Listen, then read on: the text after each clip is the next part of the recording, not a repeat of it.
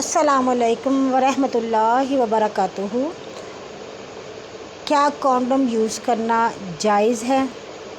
اس کے بارے میں آقا دو عالم صلی اللہ علیہ وسلم کے زمانہ میں ایک مرتبہ کچھ صحابی آئے اور انہوں نے بتایا کہ جو دوسرے صحابہ کرام ہیں وہ عزل کرتے ہیں۔ اس کا مطلب ہوتا ہے کہ جب وہ فری ہونے والے ہوتے ہیں تو وہ اپنی بیوی سے الگ ہو جاتے ہیں۔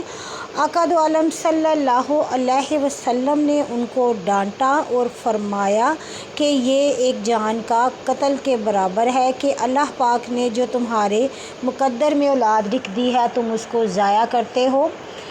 مگر اس کے بعد کچھ عرصے بعد جب صحابہ کرام نے دوبارہ نبی رحمت صلی اللہ علیہ وسلم کے سامنے اسی بات کا ذکر کیا تو آپ صلی اللہ علیہ وسلم نے خاموشی اختیار کی۔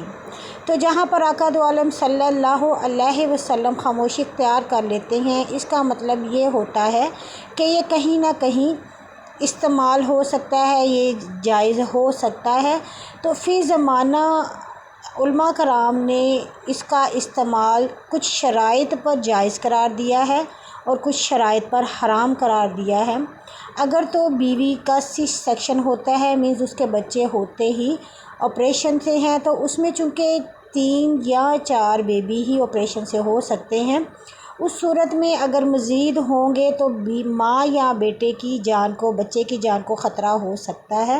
اس صورت میں آپ اس کو یوز کر سکتے ہیں۔ اس کے علاوہ اگر کوئی ایسی بیماری ہے کہ جس میں اگر حمل ٹھہرے گا تو بچہ یا ماں کو تکلیف ہوگی، ان کی جان کو خطرہ ہو سکتا ہے، اس صورت میں بھی اس کو استعمال کر سکتے ہیں۔ لیکن اگر صرف یہ سوچ کر کہ ہم غریب ہیں یا ہم بچوں کو اچھا فیوچر نہیں دے سکتے تو ہم فیملی پلاننگ کریں، تو یہ سخت گناہ ہے، کیونکہ قرآن پاک میں اللہ پاک نے واضح طور پہ فرما دیا کہ ہر جان کا جو رزق ہے ذی روح، وہ چاہے جانور ہے، حشرات ہیں، چرند پرند یا انسان ہے، سب کا رزق اللہ پاک نے مقرر کیا ہوا ہے، اور رزق انسان کو ایسے تلاش کرتا ہے کہ جیسے موت۔ تو اس سلسلے میں ہم کبھی بھی اللہ پاک کی تقسیم پر شک نہیں کر سکتے، کیونکہ اللہ پاک نے قرآن پاک میں فرمایا کہ وہ جسے چاہے بیٹے دے، جسے چاہے بیٹیاں دے، جسے چاہے بیٹے اور بیٹیاں عطا کرے اور جسے چاہے بھانج رکھے۔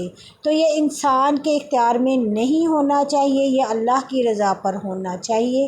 ہاں، اگر کوئی شرعی عذر ہو، کوئی سولڈ پریشانی ہو، اس صورت میں اللہ کے احکامات کو مد نظر رکھتے ہوئے اس کا استعمال جائز ہے، نہیں تو اس کا استعمال ناجائز اور گناہ ہے، اس سے بچنا چاہیے۔